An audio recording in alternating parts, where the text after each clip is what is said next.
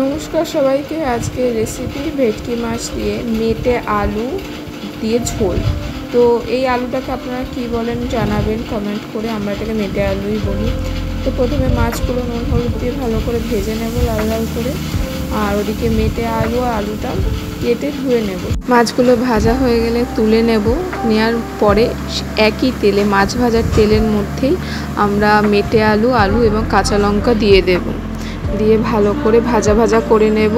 তারপরে পরিমাণ মতো লবণ দিয়ে দেব, হলুদ দিয়ে দেব, দিয়ে আরও ভালোভাবে নাড়াচাড়া করে ভাজা ভাজা দেখব যখন হয়ে এসছে তখন একটু গরম জল দিয়ে দেব ঝোলের জন্য।